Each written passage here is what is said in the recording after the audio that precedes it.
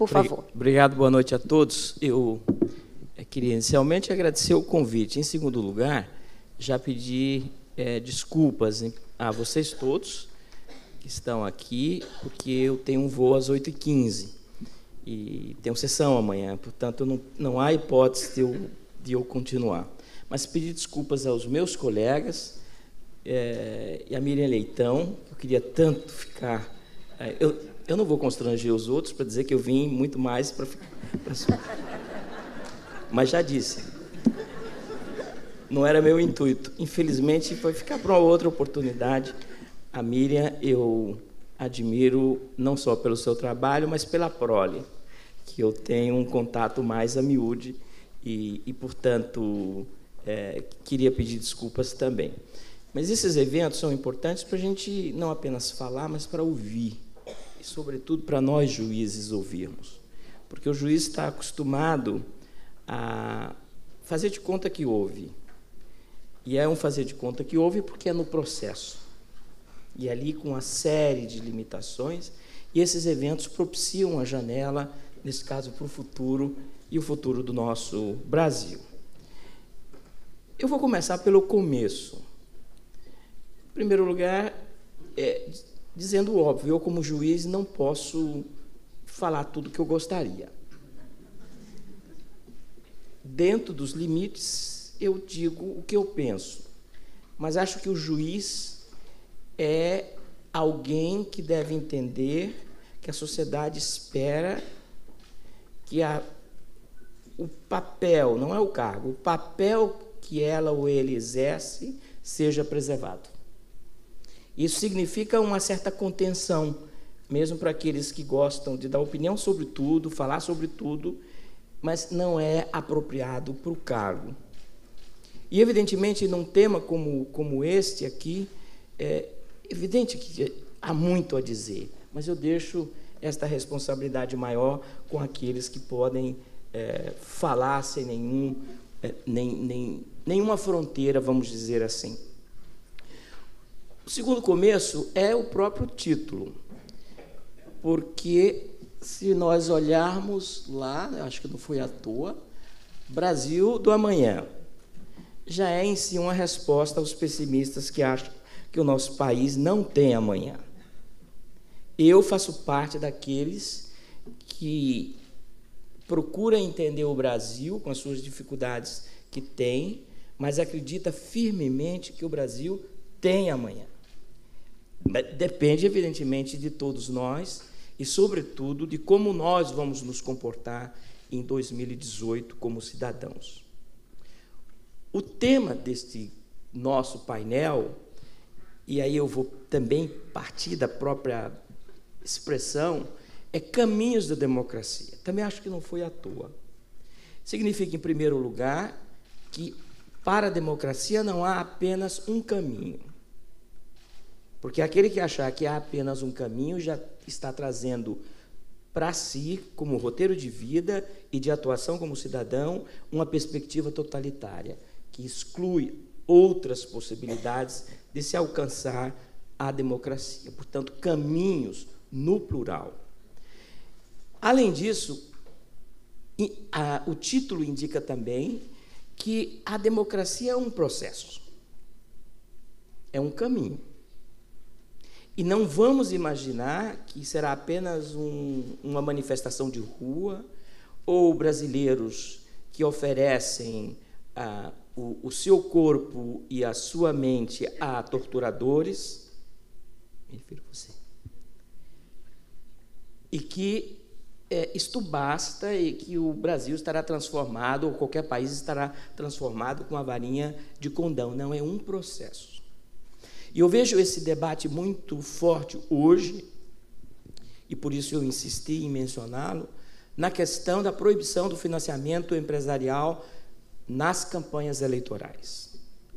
Porque já começam as vozes aí a dizer que nas eleições de 2018 nós veremos o crime organizado tomando conta do processo político eleitoral no nosso país,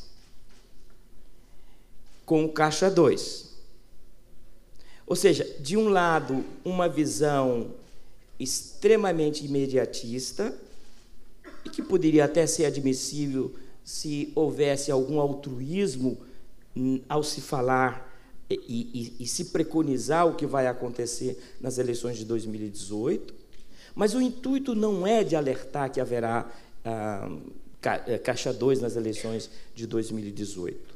O intuito é passar a ideia de que o sistema eleitoral não tem cura e não é possível melhorá-lo. E os especialistas estão aqui. E por isso que, a partir de 2018, nós devemos, então, já que haverá caixa 2 de qualquer forma, nós devemos voltar a um sistema de financiamento empresarial. Muito bem, eu começo com financiamento, ao debater este tema do nosso painel, porque aqui está um dos grandes avanços no que se refere às eleições, mas não é um avanço suficiente e não é um avanço sustentável se nós não estivermos alertas aos seus riscos. Crime organizado no financiamento eleitoral no Brasil era o que nós tínhamos e tivemos. E organizado da forma mais sofisticada imaginável. Aliás, inimaginável. Porque nenhum de nós, nem mesmo juízes experientes ou membros do Ministério Público acostumados a investigar os crimes mais perversos ou os mais organizados do país, poderiam desenhar o que estava por trás do processo eleitoral no nosso Brasil. Que nós sabíamos que caixa 2 existia, isso não é novidade para ninguém.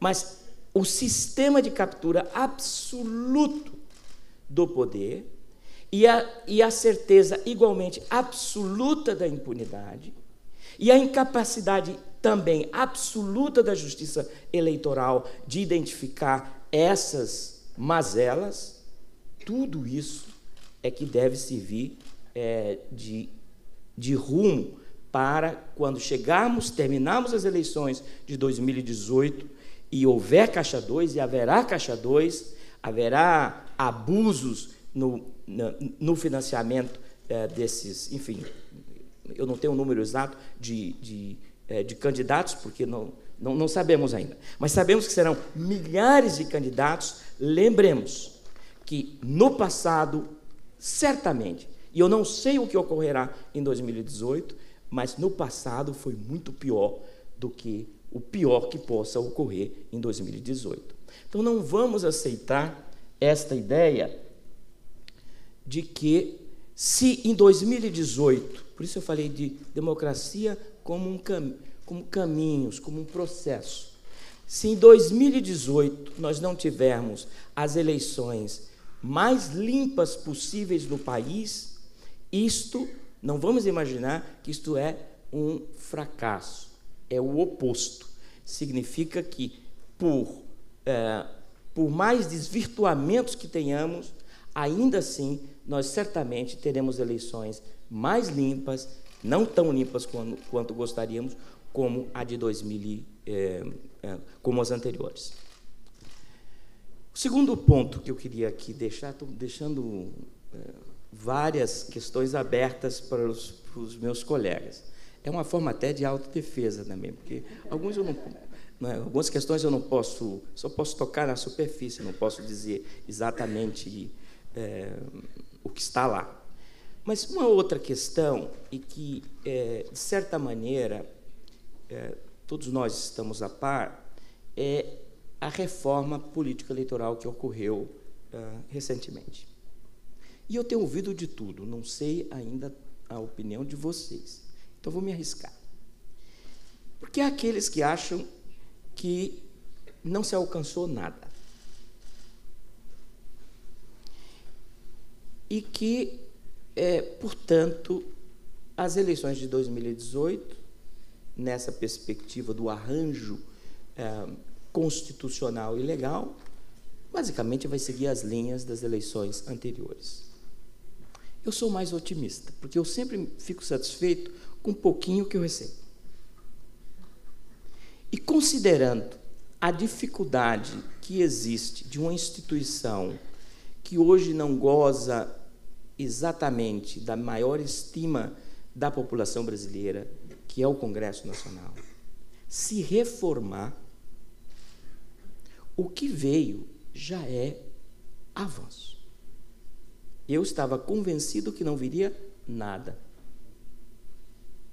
Portanto, esses avanços devem ser enxergados como o possível dentro de um quadro de impossibilidades. Se olharmos o que foi aprovado, vão verificar que até os números refletem as composições de interesse dentro do Congresso Nacional. Por exemplo, a cláusula de barreira. Os percentuais que foram fixados, todos nós sabemos. O patamar foi um determinado partido político.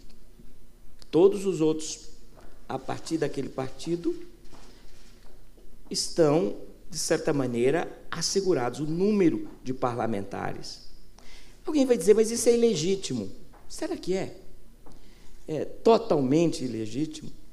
Será que nós imaginamos que, tirante a hipótese de uma constituinte específica para a reforma político-eleitoral no nosso país, que o Congresso Nacional vai chegar com um conjunto de iniciativas de reforma que inviabilize a presença de boa parte daqueles que estão lá?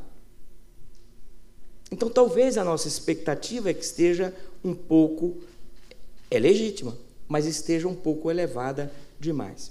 Eu acho, então, em síntese, neste ponto, que houve avanços.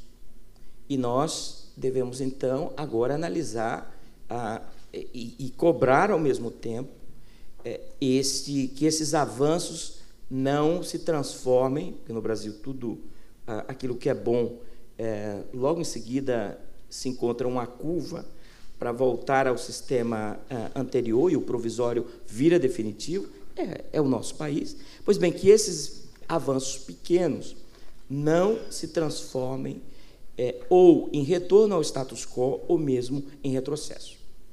E eu dou um exemplo de um avanço, mas que, por conta de veto presidencial, pode se transformar num enorme retrocesso, que é o caráter ilimitado, em tese, do autofinanciamento.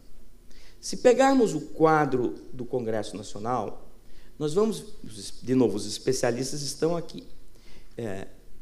O quadro não representa exatamente a sociedade brasileira, tanto quanto nós aqui, os que estamos aqui, não representamos precisamente a sociedade brasileira. É importante que a gente entenda isso. É doloroso, às vezes. Você está falando em nome do Brasil e entender que ali, na verdade, você tem o seu mundinho, é aquele seu universo, você até simpatiza com as causas da maioria, mas você não faz parte da maioria. Pois bem, esta análise do Congresso Nacional bem demonstra que o número de ricos é muito grande. O número de proprietários rurais é muito grande.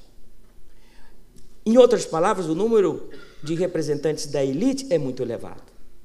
E, evidentemente, nós interessa a democracia a estes caminhos da democracia, limitar a possibilidade dos ricos comprarem não só o voto, mas comprarem a eleição. São duas coisas distintas. No Brasil, nós podemos dizer, bater no peito, que houve muito progresso na compra de voto, naquilo que ainda há até nas grandes cidades, mas ainda se compra a eleição. E as duas coisas, embora muito parecidas, ambas nefastas, têm causas diferentes e, talvez, mecanismos de defesa diferentes também. Portanto, aqui está um risco da reforma e, eu não vou dizer a solução, mas há a solução, basta o Tribunal Superior Eleitoral querer interpretar corretamente o princípio isonômico da Constituição e também um outro dispositivo na lei, sem adiantar nenhuma posição. Aliás, eu até posso adiantar, porque eu não serei mais juiz do eleitoral a partir agora do final do mês. Então, vou ter mais liberdade para falar até sobre as possíveis soluções, enfim, para casos como esse. Eu termino, estou dentro do meu tempo, com o tema que, para mim, além da Miriam, o que me fez vir realmente aqui, que é o fato de que, neste projeto do Museu do Amanhã, se pretende discutir a sustentabilidade como ela é. Porque nós falamos de sustentabilidade e logo se pensa, são os ambientalistas, os ecologistas, os ecoxiitas, e aí, enfim, os títulos e os apelidos começam. Mas sustentabilidade vale para tudo. A democracia, ela tem que ser sustentável. Ela não pode ter altos e baixos. É esse caminho para frente. A ética também. Nós nem damos muitos saltos, até seria ótimo se pudesse saltar, não é, de um quadro de cleptocracia num determinado país, que não é o nosso, para uma situação em que os governantes respeitassem a coisa pública. Mas é um processo, mas isso tem que ser sustentável. Nem saltos para trás, nem saltos para frente. E, finalmente, quando nós pensamos no combate à pobreza, no combate à corrupção, todos esses temas têm em torno de si, se quiserem, no centro, a sustentabilidade. Daí que é um equívoco nós queremos resumir, e são os críticos que fazem isso, querer resumir a expressão sustentabilidade apenas à manutenção dos processos ecológicos fundamentais ou essenciais da nossa existência. Esses são muito importantes, porque não há vida sem esses processos ecológicos. Mas não há vida política, é outra perspectiva, sem a manutenção de processos sociais e éticos que orientam aquilo que nós chamamos de república. Eu agradeço muitíssimo e peço mil desculpas a todos por ter que sair. Não estou fugindo do debate, mas é porque eu tenho que ir embora. Obrigado. Ministro, muito obrigada.